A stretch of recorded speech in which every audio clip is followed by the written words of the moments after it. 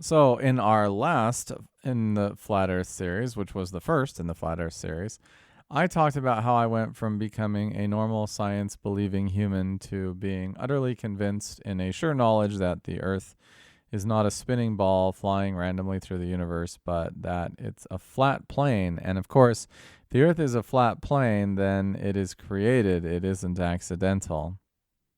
The chances of it being accidental after that go from nothing to super nothing. And I'll tell you why the knowledge of the flat earth became so important to me. It became so important because for decades, so many of us have looked at the world and felt like there was something wrong. If you watch The Matrix, he says you can't there's a splinter in your mind, you can't put your finger on it, but something is bothering you, something you're scratching at in your brain, something you're looking at and thinking about in the world, how things are not right. And you don't know why that is. And one of the biggest wake up calls for people who feel like this was 9/11. I remember while 9/11 was happening, based upon everything that I'd learned up to this point, thinking whatever they're saying is happening isn't happening. And whatever reasons and excuses they're going to give us don't make sense. I mean, they immediately, I think it was the same day, showed a picture of the hijackers and who they were and everything. Well, if you know how the government and tribunals and panels and research organizations work and criminal work in general, then it takes weeks or months. Actually, the 9/11 Commission's actual report came out, I believe, years later to actually figure out what happened. But as far as I know, that day or within a day or two after, they had photos of all of these hijackers whom they were convinced were hijackers. They knew exactly who they were, what they did. They took the planes. They did this with the planes. This is what happened. Obviously, this was run by this guy in this cave, Osama bin Laden, blah, blah, blah. And I just knew. I just knew from the beginning, this is nonsense. This is complete BS. Why? Look at the Gulf of Tonkin, which was absolute nonsense that pulled America into Vietnam, and look at the history of Pearl Harbor. It was known that Pearl Harbor was going to happen. The United States was provoking Japan to attack it, and when it happened, the U.S. intentionally did not scramble ships, did not move them out of the harbor, did not do anything to reduce or limit the damages of Pearl Harbor because they wanted to be in World War II. This is common knowledge. Those who were managing the feelings of the people, the government, the mind controllers, govern, management, mental mind, right? The mind controllers of the people decided they wanted the people upset enough to be willing to go to war against Japan and then Germany. And so how do we do it? We create an unprovoked, violent attack that kills many Americans on American soil, which Hawaii, you can debate whether that's American soil or not, but at that point, let's just say everyone thought that Hawaii was American soil. Although I just looked, statehood was granted August 21st, 1959. So that wasn't even American soil, but at that point, it might have been a territory at the time, 1898 versus to 1959. But it wasn't a part of the United States, and you could argue that, of course, it was conquered or being occupied by enemy forces, and those enemy forces are the United States military. I hate to dive now into a history of Hawaii, but I might as well because it's my podcast and I can say and do whatever I want. But when I visited Hawaii, it was very clear to me to see the imperialism of the American empire in taking over this state, which almost happened to the Philippines as well, by the way, destroyed the traditional ways of living and existing, is seen as an imperial occupying power by the majority of the native Hawaiian people still living there, who would be super happy to see all the white people leave. And so anyway, you could have the question whether the military base in Hawaii was legitimate in the first place, or whether it would be like attacking a distant outpost of the Roman Empire that was way outside its bounds. Anyway, returning to the topic at hand, when I watched 9/11, I knew that this was not some oversight of the intelligence agencies, but that this was something else. I didn't know what it was, but I knew it was something else. And so many people were, by 9/11, somewhat, let's say, cautious about the government that had taken away the gold of all U.S. citizens, that was created an empire based upon slavery and genocide, slavery of the black Africans, genocide of the Native Americans. And many were also ignorant of these things. The internet had not been around a whole heck of a long time. A lot of information was censored. Of course, public schools tell you what they want you to think about the state. And so they limit your thinking and your creativity beyond that. And schooling that continues past then was very financially motivated anyway. So it maybe wasn't that easy to get the truth about anything. However, 9/11 comes in the period of the internet, and pretty soon people begin asking questions. There were many documentaries made about it, many questions. 9/11 loose change, the architects and engineers with questions about 9/11. It goes on and on. For many people, 9/11 was the first wake-up call because they hadn't noticed COINTELPRO, they hadn't noticed Tuskegee, they hadn't noticed Gulf of Tonkin, they didn't know the truth about Pearl Harbor, and so many other things. It was their first wake-up call that maybe the government, their government, the government they trusted, the United States they felt members of, that country that they pledged allegiance to, again in a forced ritual performed over and over in every school for years and years, that there were not always the most pure and benevolent of motives by those who were running and in charge of this structure. So a lot of people started waking up around 9/11 and thinking, okay, that was not bin Laden. That was elements of the government. That was, I'm not saying that these things are true, but that people knew about it, that it was Mossad, that it was this. And then they looked at the product for the new American century where black and white, this think tank says, well, we need a new Pearl Harbor so that we can develop the military strength to support the United States against the future threats that are happening to it.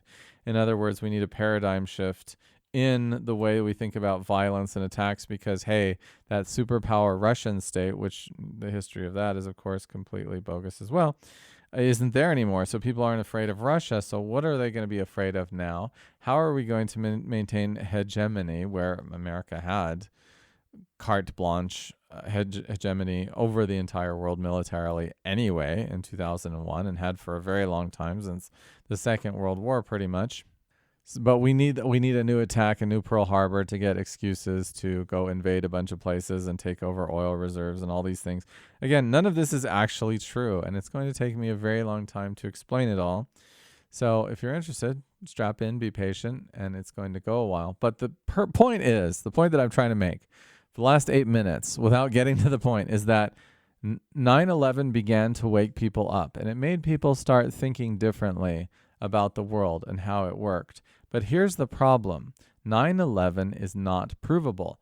Those people who went to ask questions about 9/11 and asked the government for answers, well, there was one group led by someone in particular who I think was a mother of someone who died in 9/11, and she went and had a meeting with Barack Obama to ask questions or to start some inquiry. And again, the whole inquiry, the commission report about 9/11, it just goes on and on. When you start to look at it, it just gets darker and darker and deeper and more horrific. So no one, or it's not publicly known who assassinated JFK, though you can see it published in the Inquirer and other things. No one knows a lot of the secrets about things that have happened in the last 100 years in the United States, but many people thought, but after she presented that to Barack Obama, and I believe it was the families of 9/11 looking for the truth. Anyway, she had an unfortunate airplane crash and was killed. And so many of those who are looking for the truth directly about 9/11 have sort of met untimely deaths in strange ways.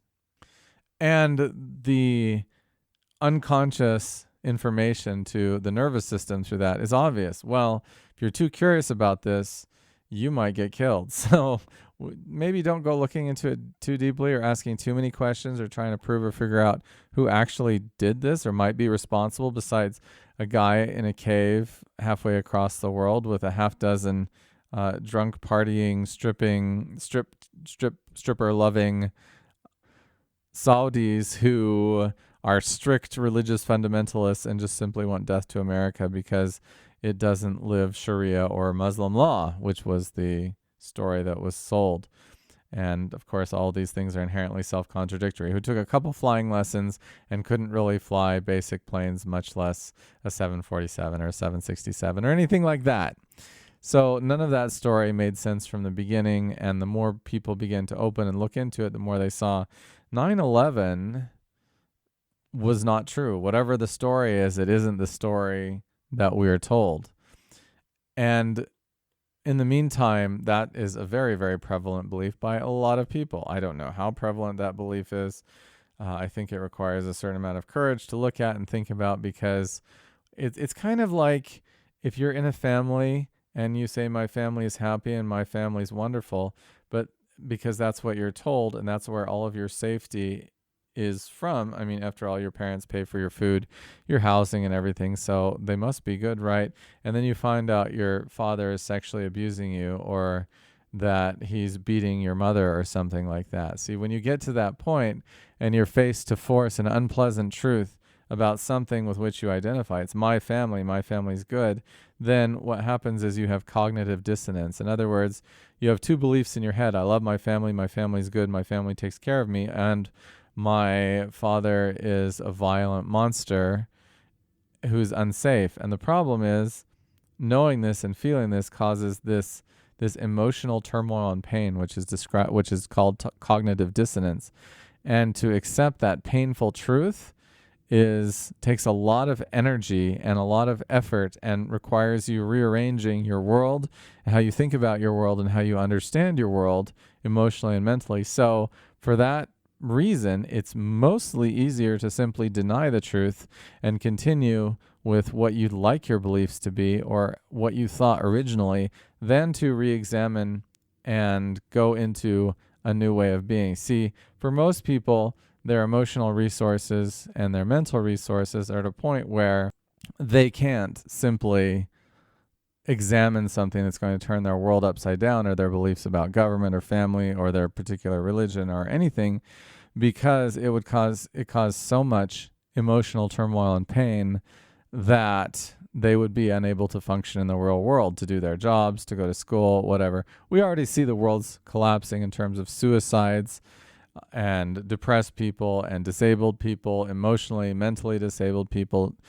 We see all this happening already in the world. So the cup is already full for millions, probably hundreds of millions of people in the United States. So adding that new little stress of the truth about the world, they're just not able to handle it. And so they stay as they are. As Morpheus says to Neo in the Matrix, some people aren't ready to be unplugged, and it can be dangerous to confront someone with the truth if they're not ready. The only problem is, if we all continue living lies indefinitely, then what's the result of that?